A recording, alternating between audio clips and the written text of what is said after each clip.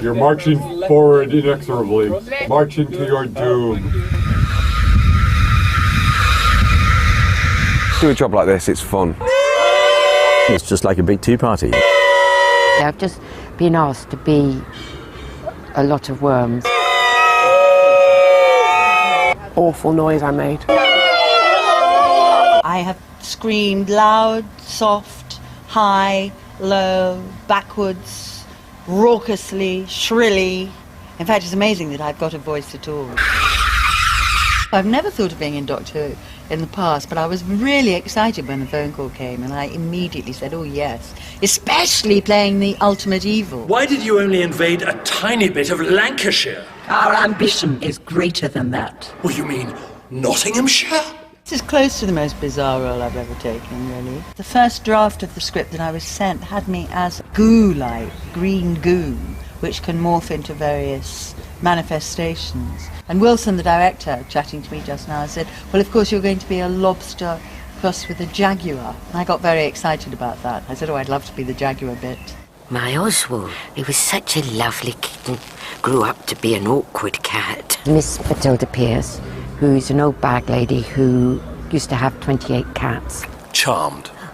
What are you doing here? I don't know. I've just been working with Richard, and it's the first time I've worked with him, and we laughed a lot, and I think he's a wonderful doctor, actually. At the read-through, I thought, God, this is really exciting, because he's just got his own quality, and he's got a lovely urgency. They're obviously bioplasmic creatures. Obviously. I think he's spot on. I think he's got that timeless quality. He's got that kind of slightly eccentric... I mean, even though he's not from England, Richard, he's like a quintessential Englishman. Secretary General, it's me. Yes, spot of bother in Lancashire. Richard's just the perfect doctor, so it's really, all the scenes with him have been really enjoyable. You left the umbrella stand in the Zeppelin hangar again. Zeppelin hangar? I was born to play the Doctor. No, Richard was the Doctor right out of the box. He brought a wonderful slyness and impishness. Hit me again, George. Tucked in here and there throughout the version you'll have watched or be watching, there is little things the actors would say from here and there, and we grab them and we find them and we nestle them up against the other lines they have. Take me home, big boy!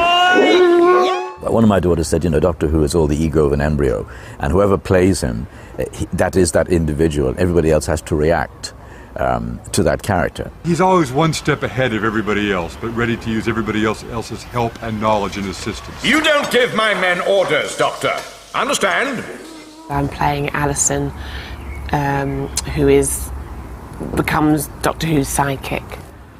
She's just working in a bar at the moment, and she lives with her boyfriend, who she doesn't really want to be with anymore. But he's totally in love with Alison. He's not got that much confidence, and he's in a war zone being attacked by worm-like aliens. So things aren't going well for him, really. Alison! Yeah, I would really like to do some more, because she's a good character. She's not like a silly little girl. She's quite good, fun, and she's quite strong. I'm actually excited about it. That's one of the real, exciting parts of doing this job, that they're going to do a likeness of me on a cartoon. It's fantastic. Oh, yeah. Hey. Well, you can't polish a turd, can you? So. Bigger boobs and smaller feet. But other than that. I actually wouldn't mind a hat. I suggested at one point, if you are going to use our faces as a basis for the characters, do you think that, that the captain, the major, would have a moustache? It seems to me that you'd eat closely cropped hair and a moustache. And they said, no, we rather like what we're seeing. And of course, I become sometimes a bit self-conscious in the studio, because there's this big sheet of glass and they're behind there, and we're acting away and doing various things. And I look in, and the artist is drawing me, and I thought, what's he doing?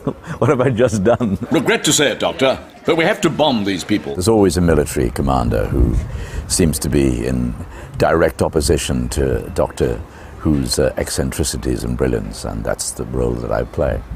I'm thrilled to be doing this, because my kids, when they're growing up, they love Doctor Who. Fascinating. I haven't seen one of these since I was a young man. I was telling them I'm in this, and they were thrilled because they've been huge Doctor Who fans. They're such a good casting. We had Derek Jacobi, you know, playing the Master. I am the Master. And you will... Evening. Come to like me when you get to know me. Derek Jacobi is wonderful as the baddie. Doctor, you're alive! I mean, how dare you profane a craft of the glorious Shalka Confederacy with your presence? The last time I worked with Derek Jacobi, who plays the Master in this, was last year when we made a film of the Revengers tragedy, and we had to have an orgasmic scene. That was pretty weird too. The script constantly evolved as we found how our actors impacted with that, as we all got deeper into this particular world, as Paul Cornell, the writer, described, base under siege. You're all pussyfooting around, walking on eggshells. As more ideas come, you start adjusting and working on that. Doctor! Yes, Major? Fancy an extra hand? We change a lot of it in the recording. We get some rewrites, and we have some input ourselves into the characters. So it's Wilson is very open to suggestions and ideas. So no, it's great. It's great fun, and we're also part of history now.